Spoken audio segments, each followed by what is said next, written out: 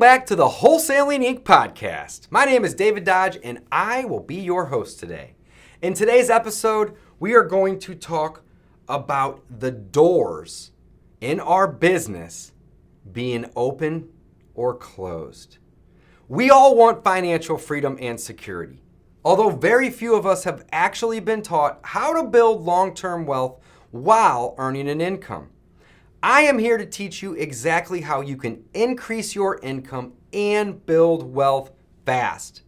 Rentals, specifically using the BRRRR method, are a foolproof way of achieving these goals, while also allowing us to pay fewer taxes, invest more of our hard-earned money, and ensure a financially secure future for you and your family. Guys, let's learn how to work smarter, not harder. Let's learn how to take control of our finances and make our money work for us. If you are here today, you have likely accepted the fact that nobody can become rich and stay wealthy by just working and trading time for money. It's time to shift your focus from short-term gains to long-term wealth creation. I'm David Dodge, and on this show, I will teach you how to build wealth and create cash flow, all while paying less in taxes. I love it. Let's get started. So guys, today's episode is going to be all about, are the doors to your business open? And it may sound so crazy. Like, Dave, what in the world are you talking about? And what I am talking about is buying properties at a discount. All right? That's really what it all comes down to. All right? I've been investing in real estate for 17 plus years. I've been full-time at it for 7. I've done over 700 transactions. And every one of those transactions over the last 7 years were discounted properties that I was able to buy. In fact, the first 10 years of my real estate investing career, I did it wrong.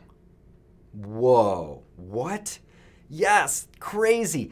I did it wrong. Don't do what I did for 10 years. So what did I do, you're probably wondering? Well, here's what I did. When I was in college, I first started buying rental properties. In fact, I used a simple method called house hacking. I bought a house and I rented out the other rooms. Now that right there was great. In fact, I only had about $100 a month in expenses while I was in college because my friends rented out the other rooms in a house that I bought, right? But what I did wrong was I went and I found a real estate agent to help me find a rental property, and we went to the MLS and we found a full retail deal. Not even a deal, a full retail property. And I went and I said, all right, this one looks good. It's a 4-bedroom house. I'll live in one of the bedrooms and I'll rent the other 3 out. Seems like a great play, right? Well, it wasn't bad. Again, I was collecting rent and reducing my cost of living, but I didn't get a good deal on it. I paid full retail for that property, all right? And I had to go out and get a conventional loan where I put down 20% and I borrowed 80% from a bank. I didn't even have the 20% to put down. In fact, I borrowed that from my grandparents. So it was essentially a 100% loan, but I had to put down the 20% that I borrowed, and I even had to have my sister and my grandparents co-sign on this deal. Moving forward over the next 9 years, I did this a couple more times with house hacking, and then I moved on to work at various jobs and started small businesses, and I essentially was buying one house a year. The houses that I were buying were roughly about $150,000 purchase prices. And again, they were all bought with a real estate agent off the MLS at a full retail price. When you are buying properties at full retail, you are going to have skin in the game. And in my case, I had to put down 20% every single time I bought a piece of real estate. And I did that for 10 years. And after 10 years, I owned 12 rental properties. And some of you might say, well, hey, that's actually pretty good. And it wasn't bad. Let's be honest. It really wasn't bad. 12 properties over 10 years, that's not too terrible. But now I can buy 10 properties in a month or two. And on a good month, I might buy 10 properties. And the difference is I'm not paying retail for these properties. What I'm doing is I'm buying them at massive discounts. And then what happens is it allows me to open the doors in my business. So coming full circle, are the doors to your business open or are they closed? If you are buying properties at retail or just slightly under, you are going to have a very difficult time wholesaling that property. You are going to have a very difficult time fixing it up and selling it as a fix and flip. There's not that much value to add by just rehabbing it if you don't get a deal on it. And if you want to add it to your portfolio of rentals, you can do like I did for the first 10 years and put down 20%, which is going to limit your speed and maybe even the amount of properties you can buy, if any, right? So doing the landlord play or specifically using the BRRRR method is going to be very, very, very difficult if you're not buying these properties at a discount. So check this out, guys. If you're able to locate a motivated seller and buy a great deal, you now have the ability to wholesale it. That door's open. You can run through it if you have a great price. If you want to fix and flip that property, the door is open. You can run through that one and go fix it up and sell it full retail and hopefully make a killing. If you want to use the BRRRR method and buy a rental property and have little to none of your own money invested in it, in the end, that door is now open to you as well. You see, these doors are merely exit strategies. That's all they really are. If you want to do some other things with creative finance or maybe you want to lease option it or you want to hold the note, again, these are also other exit strategies, but by buying a property at a discount will allow you to open that door to that exit strategy. And one of the things that I see very often with my students is they will find a property and it's not a deal, right? And I help coach them into getting these properties at better discounts or moving on from that particular property because it's not a deal. If you aren't buying properties at a discount and getting deals, all of the doors to your exit strategies are going to be closed. And you are going to be hitting your head up against the wall, or in this case, up against the door, trying to get through it. It's going to be closed and locked. So the best thing that all of us real estate investors, I don't care if you're wholesaling, if you're fix and flipping, and if you're a landlord, the main thing that we all need to be focusing on all the time is finding discounted properties. We do so by using direct-to-seller marketing. Now, there's somebody out there right now that's saying, well, I just found a deal on the MLS. Here's the thing, guys. You can find deals on the MLS. It's possible. It's just very unlikely to find a lot of them all the time.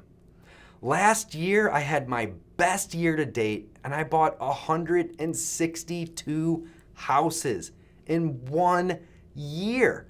I'm not telling you this to brag. I'm telling you this because three of them were on the MLS. They were listed properties, and the only reason that we even bought those is because the agent that had that listing knew that it was a house that needed a lot of work and that they weren't getting any interest or showings. And they reached out to my team and I and said, hey, we got this deal, it's listed. You know, we think that you're gonna be able to get a good deal on it. Here's kind of what the seller's looking to get, or make us an offer. But at the end of the day, 162 purchases last year, 3 of them came from on-market MLS deals in my local market. So do not put all of your eggs in the MLS basket. The MLS, by design, is designed to get full retail for your property. Here's a great exercise that I love sharing with my students.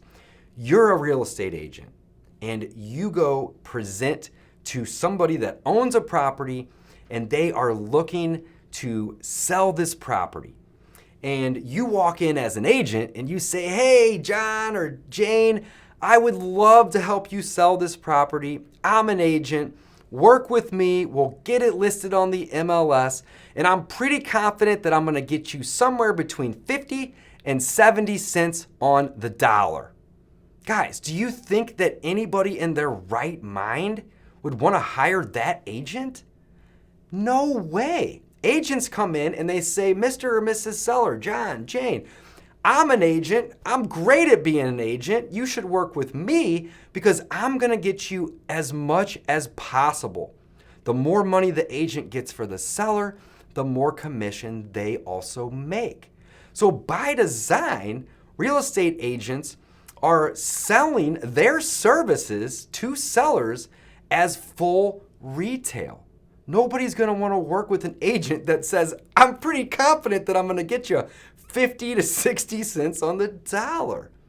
So that's why I like to avoid the MLS, because the agent has already convinced the seller that they're going to get more for the property than all of us investors are typically going to want to pay for it.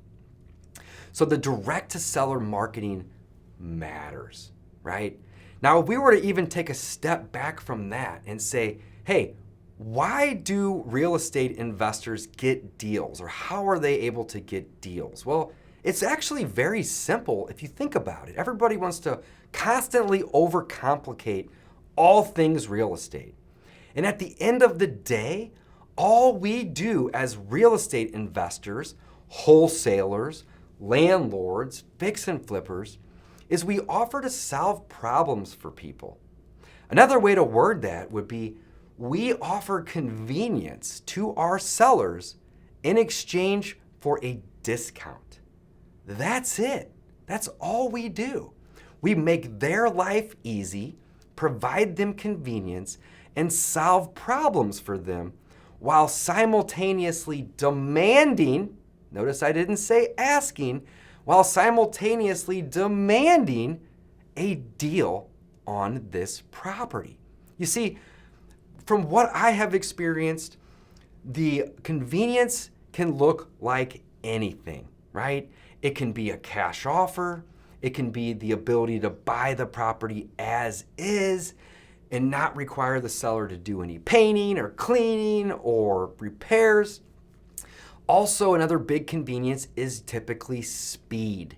And from my experience, cash, as is, and quick, those 3 things typically make up about 70 to 80% of the conveniences that we as real estate investors offer to our motivated sellers. Now, the more convenience that I offer to somebody, the bigger discount I'm looking to get for the property. And if they're not willing to give me a big discount, then I'm not willing to give them massive amounts of convenience. You see, it's a seesaw.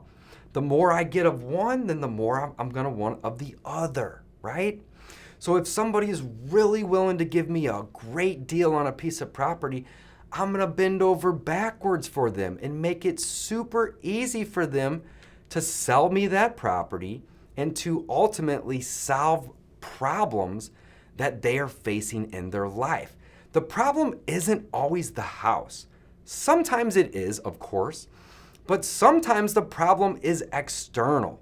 It might be death, it might be divorce, it might be disease, it might be a job relocation, right? I've even dealt with sellers that were going to prison and they only had 3 weeks to sell the property before they got locked up. And they were willing to give me a massive discount on that deal because I was going to be able to help them solve this problem before they went away. And again, that's just one example. But at the end of the day, that's what we're doing. We're trading convenience to our sellers in exchange for a discount. And if we're able to buy properties at a discount, all of a sudden, all of the exit strategies show themselves to us. And those doors are wide open. And if I want to wholesale or buy it as a rental and keep it and use the BRRRR method and have none of my own money invested in it, or even go and fix and flip that property, and I do all of those things. I love it. Real estate's amazing. But those doors are wide open to me, and I can run through them, and it's easy.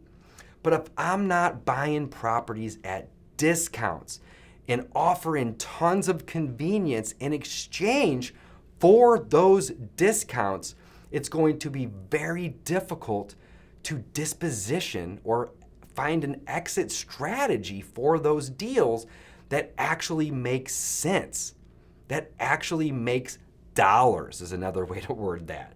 So are the doors to your exit strategies or your business open? Meaning, are you buying discounted deals? And not even buying, contracting. That's the wholesaling game. Are you contracting deals? Or are you putting properties under contract or buying properties like I did for 10 years and paying full retail for these properties? Don't do that. Take my advice and don't waste 10 years doing what Dave did, putting down 20% to buy a property, full retail, going out and getting a loan because you have the tools to find these motivated sellers with direct to seller marketing, and you have the tools to offer them convenience in exchange for a discount. And I'm telling you one thing, I demand a discount. If I'm gonna go out of my way and buy a house that needs a ton of work and close fast and offer to buy it as is and pay cash for it, you better believe that I am not gonna pay retail for that. That convenience that I'm offering warrants a discount. And the bigger discount you have, the bigger your door is. And hopefully that door is wide open. Again, these doors are our exit strategies. So guys, thanks for listening. Remember, as real estate investors, we are in the marketing business before we're in the real estate business. We have to market direct to motivated sellers to find these good deals. And then once we have these good deals, the doors to our exit strategies are wide open and we now have plenty of options. I love it. Guys, the conversation continues over at wholesalinginc.com. Check it out.